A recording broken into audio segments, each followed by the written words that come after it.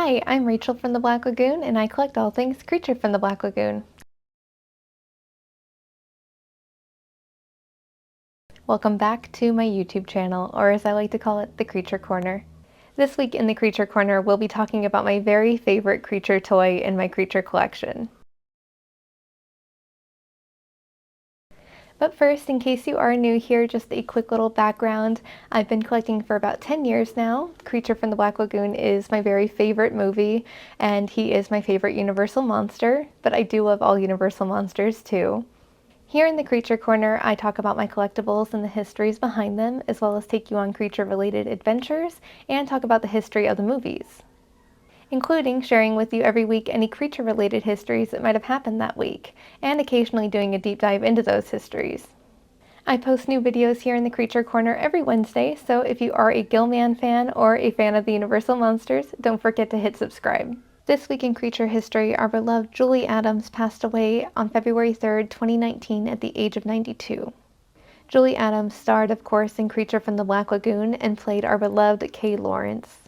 An interesting fact about Julie Adams is that she was actually going under the name Julia Adams in her early days with Universal International, and at the time that she made Creature from the Black Lagoon. So anytime you see anything creature related, you will only ever see her billed as Julia Adams, as she didn't change her name to Julie until much later, and she was in fact born Betty Mae Adams.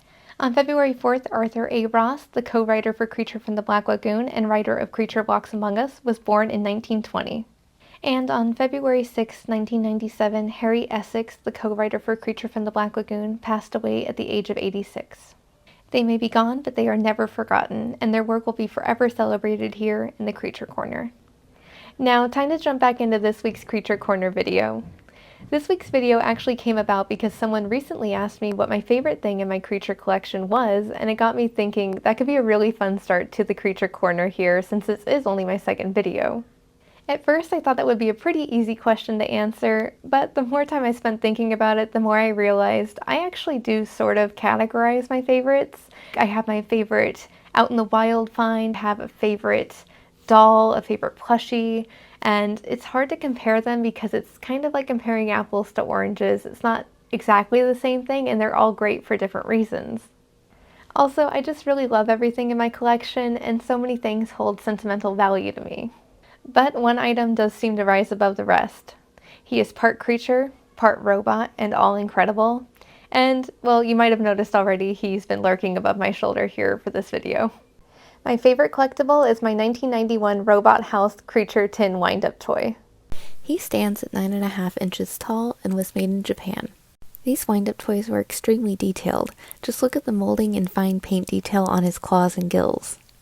Now, the first 99 of these Robot House toys produced were originally offered in 1991 at the Japan Wonderfest, and some were later sold through famous importer Roy Rohr. Each robot came with a metal wind-up key, like this. All you need to do is take the key and wind up the toy under his right arm here and let him go. I sped this part up a little bit, but I did leave him moving in real time. As you can see, both his legs and arms move when he walks.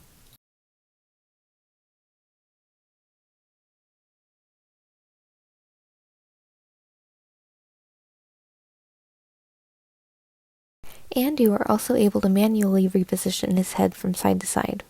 Each robot came in a beautifully lithographed box, and some do come with a numbered certificate and a registration card. Mine unfortunately did not come with either of those, but I still love it just as much. These were also all officially licensed by Universal Studios Monsters and were limited edition. In total, Robot House made 5 of the Universal Monsters into these incredible tin wind-up toys. They made Frankenstein, the Wolfman, the Mummy, Dracula, and of course the Creature from the Black Lagoon. Now, one important thing to point out with this collection that I did discover is that even though Dracula is listed on the Robot House certificates, they actually never made a Dracula.